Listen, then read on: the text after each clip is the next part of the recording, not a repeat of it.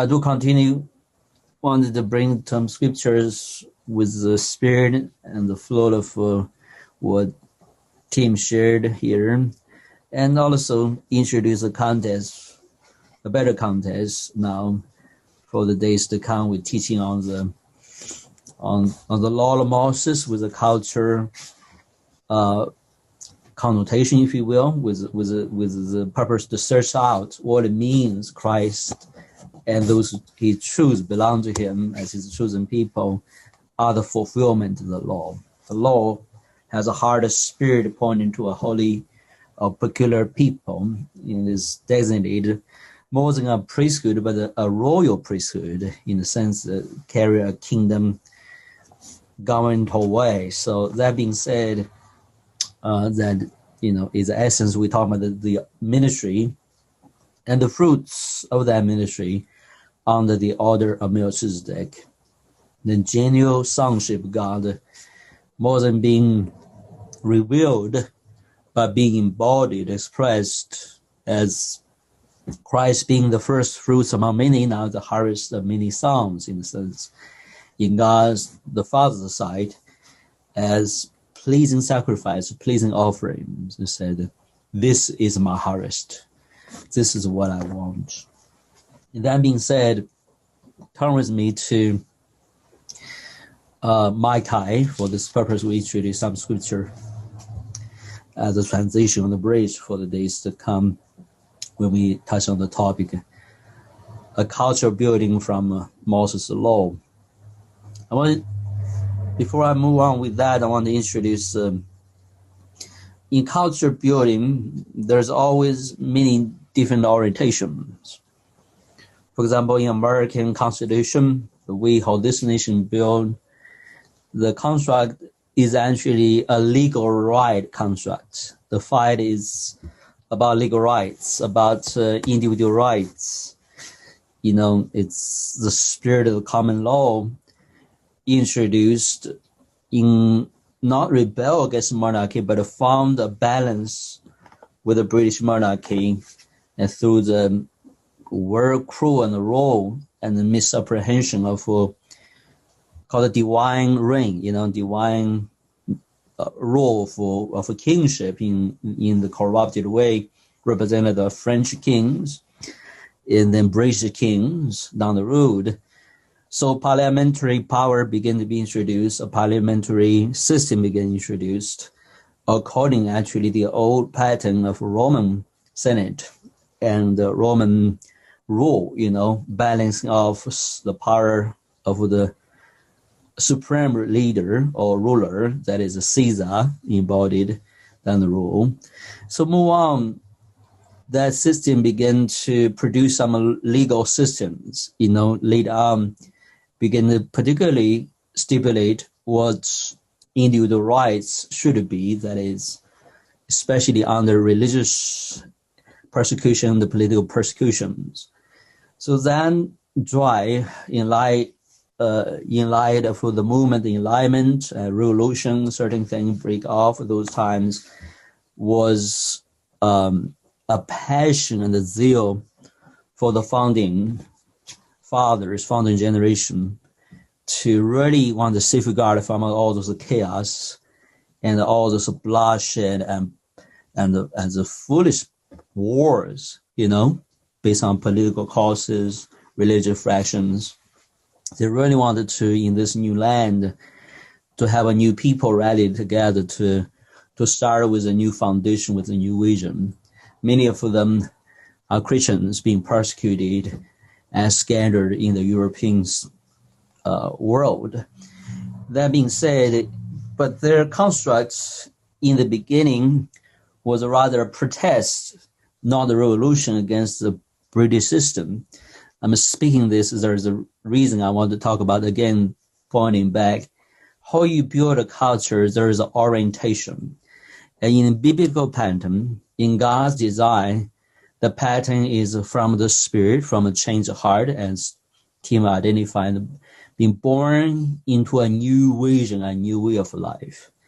Then, however, even in the engagement, in covenantal engagement, more than regular engagement through the ages, God had with the people, we see a disconnect. Basically, the people of God continue either embrace self-centered way. So, for Peter, when rebuked by Jesus said, you are represent the interest of man, not the interest of the Father. So we see a conflict there that even stirred up Peter in that moment to be an instrument of the devil to oppose the work of God through his Son, the destined work in a sense. And there is in that man, the most close follower and passionate follower of Christ, and there's this conflict. And that conflict, you look at Peter as mere representation or symbol of all human race through the ages. We see that it was from the very beginning, but never done through the covenantal, progressive engagement of God with his holy people, with the chosen people. We see this refusal, lack of understanding. God said, your heart has to be, your eyes have to be open, spiritual eyes, and your ears have to be open, spiritual ears, and your heart, a new heart that he can write the law upon, has to have understanding. But we see, especially in Isaiah 6, you see this prophet has reputation, and God was unfettered, unmoved in a sense, made out his judgment, said, until a storm left, I want a new people. I want the people really is taught by my spirit. What really represent a different culture, with Isaiah 11 continues painting us a very vivid picture what that look like under the rulership or on the governance of Christ Jesus when sitting on the garment of God. I don't want to expound too much, but my point is orientation or foundations of culture building is a big thing.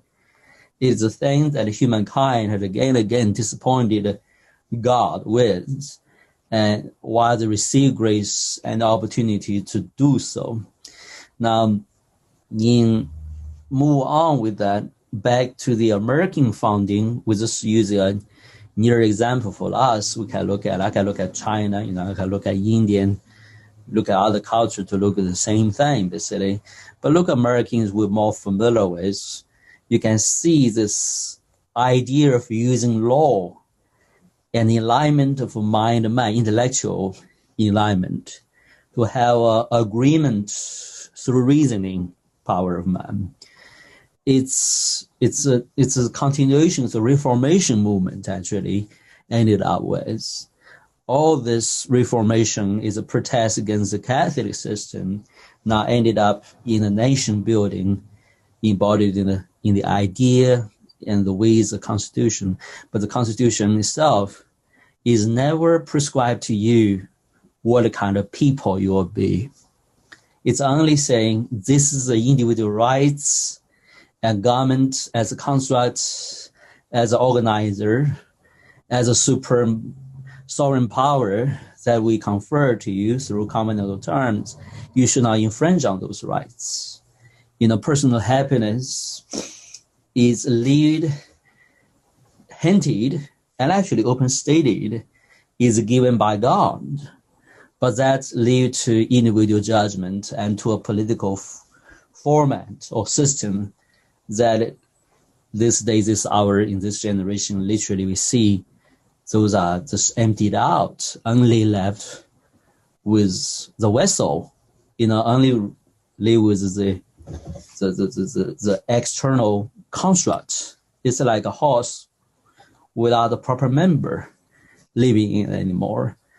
You build a house, but the people living in it is not the right kind of vision for life or culture life or relationship life or expression for life, then you can't see that's the same family. Unfortunately, this kind of simple discernment is lost in the history of this nation, or in the argument or the partisanship of this nation. We never think about, wow, the founding fathers, to secure that house, build that house, they actually intended for the flourishing of certain kind of people, with a certain kind of expression and culture for life. I'm just saying this. Now, why they didn't do that? Why? What's the reason when they did that? Because they subscribed to the ideas that every man can be good. Thomas Jefferson represented. And through the reasoning power, through the freedom, eventually will choose rationally. Everybody is a rational animal, basically. And that's idealism for enlightenment, the movement enlightenment. We will be doing good. We will be good. Now, that kind of idea fundamentally changed. I'm going to bring to a conclusion the beginning conversation, which hinted at the things that Lord talked to me in the morning a little bit. And in the early 19th century, and prior to that even, with the revolution release in the European world, different ideologies begin to invade this nation. I'm just talking about this nation as a stage, okay, and illustration to learn some lessons, if we can, to see this is our, what we have to sort it out in terms to understand what God is doing with us is unique and peculiar.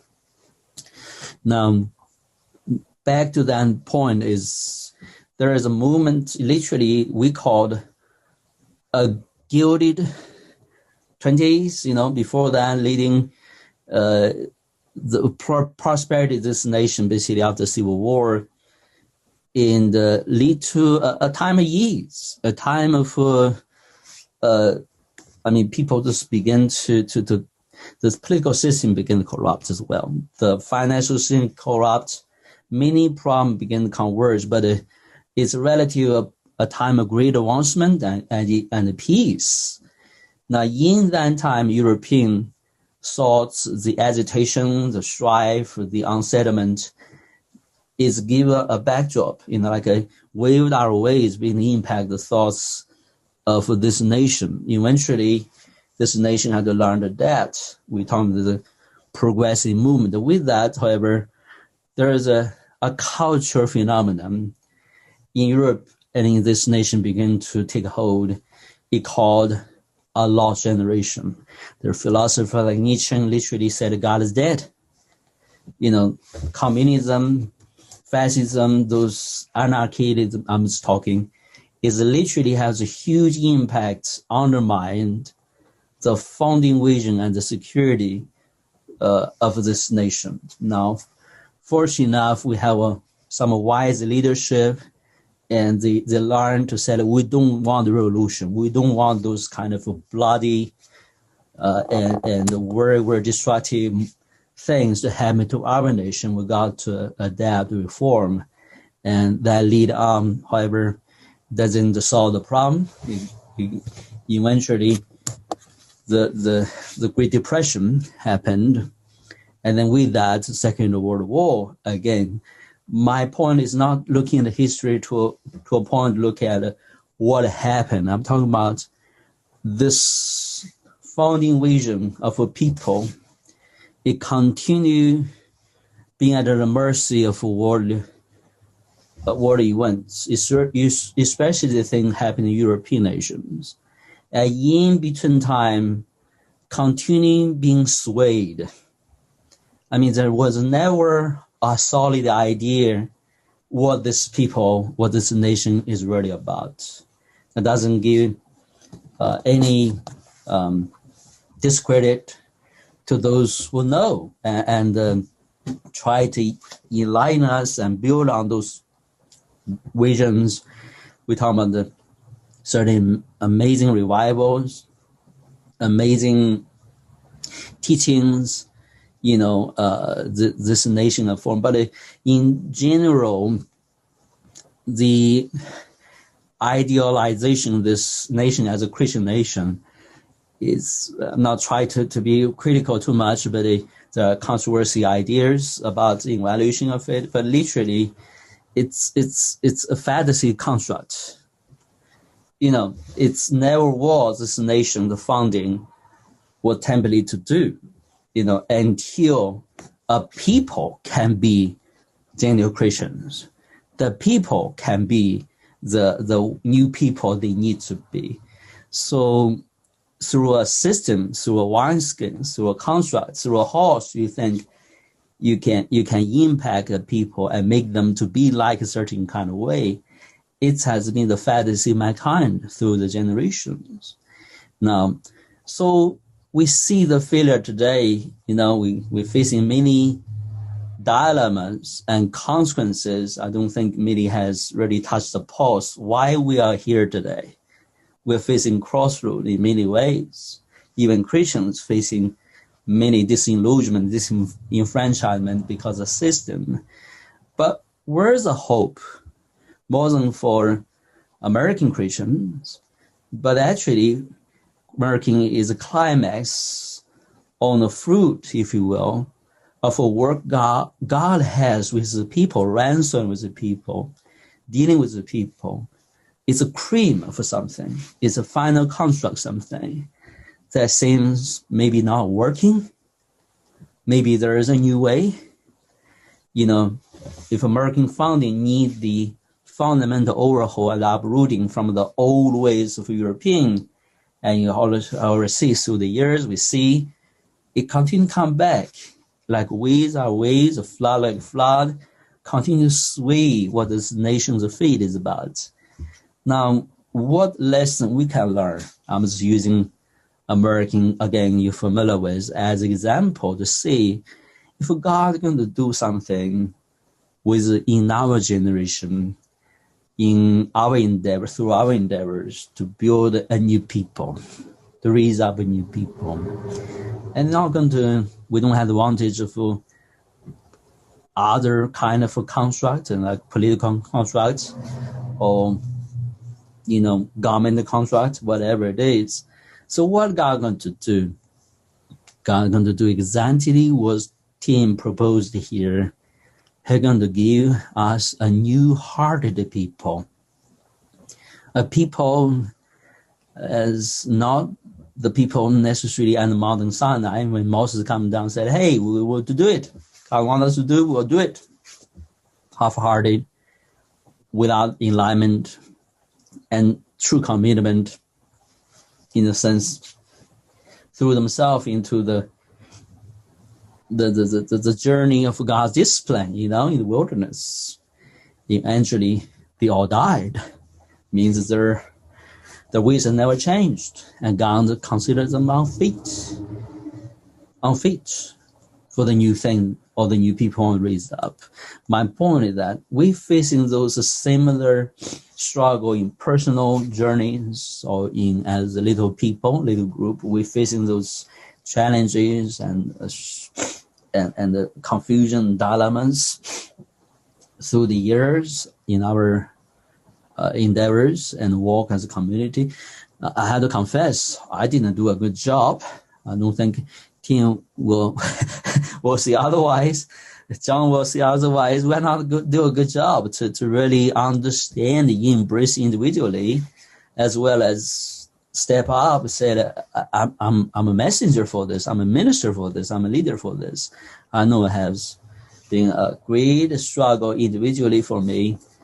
And then, how to present myself to say, okay, if God, you call me to be this kind of messenger, this kind of minister, well, I better step up, So, we have not able to parse it out. The influences are the kind or the vision are kind. It's definitely a very strange and very difficult journey. Very difficult journey. For example, sometime I run into certain argument conflict. I said to certain ones, you and my conflict is not personal. There's nothing I cannot, really overlook, personal offenses per se. You and I, we have a different vision of life. We have a different understanding what the personal individual life to be, and concerning God's people, His community will look like. It's a cultural conflict. And I have the job to stake the standard. And you don't want to rally here. then you immediately have the standard. The standard don't follow you. You rally to the standard, and then become a certain kind of offense, And for me, it's always a challenge. Am I doing the right thing? Or is that standard is really your standard? Is that placement of the standard is on mountaintop? Am I rallying the people of God in a dangerous place, in the unwanted place, or unproved place?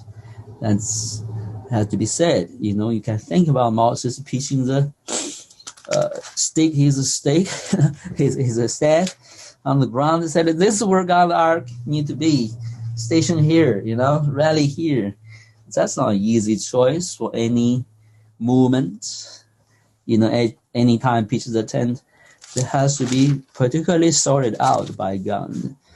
Through the years, more than natural moves we made that it happened. We need to pitch the tent around the standard or the place where the staff has been stationed. But it's only that is small and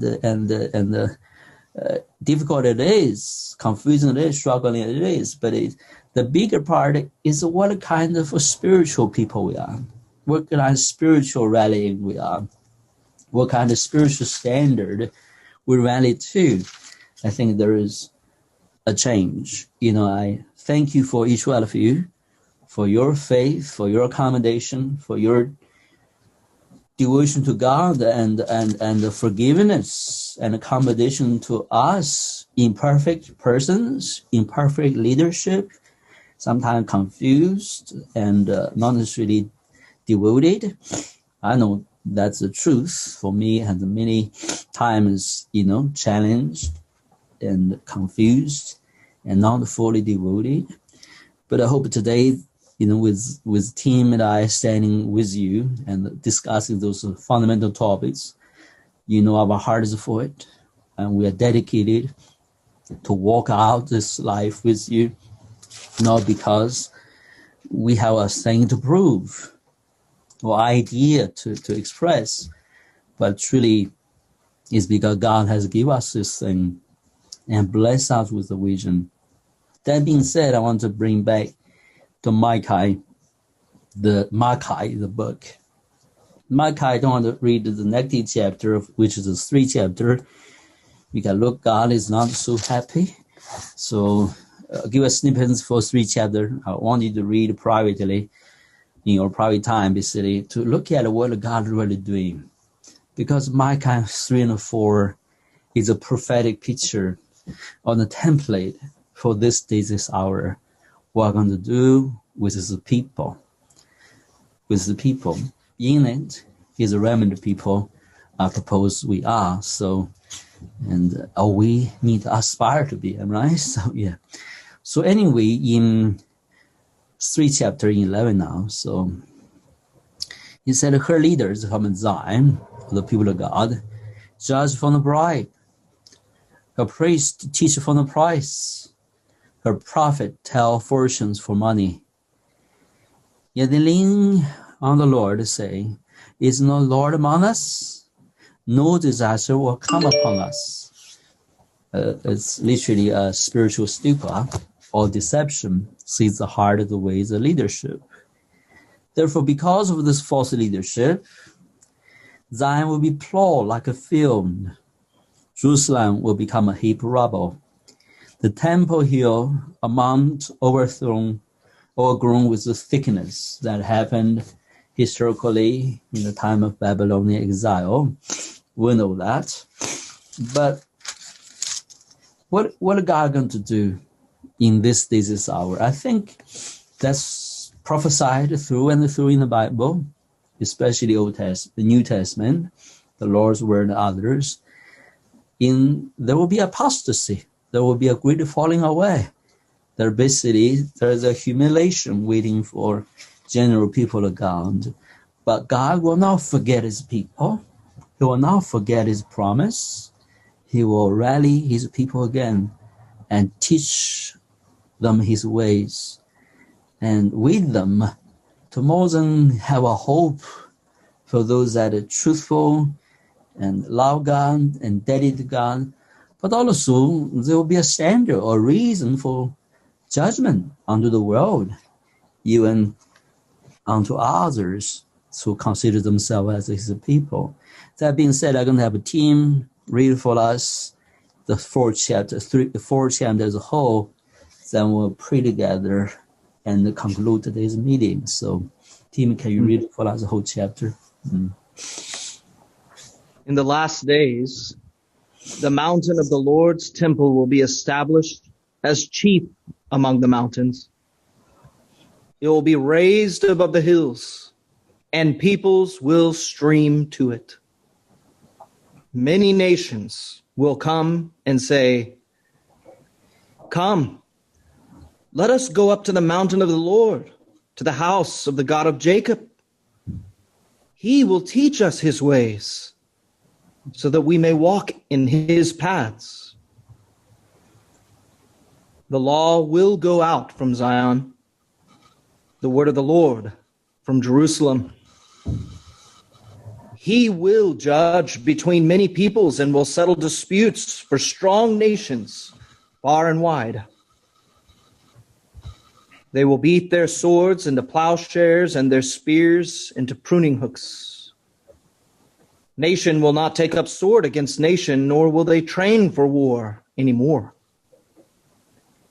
Every man will sit under his own vine and under his own fig tree, and no one will make them afraid, for the Lord Almighty has spoken. All the nations may walk in the name of their gods. We will walk in the name of the Lord our God forever and ever. In that day, declares the Lord, I will gather the lame. I will assemble the exiles and those I have brought to grief. I will make the lame a remnant, those driven away a strong nation. The Lord will rule over them in Mount Zion from that day and forever.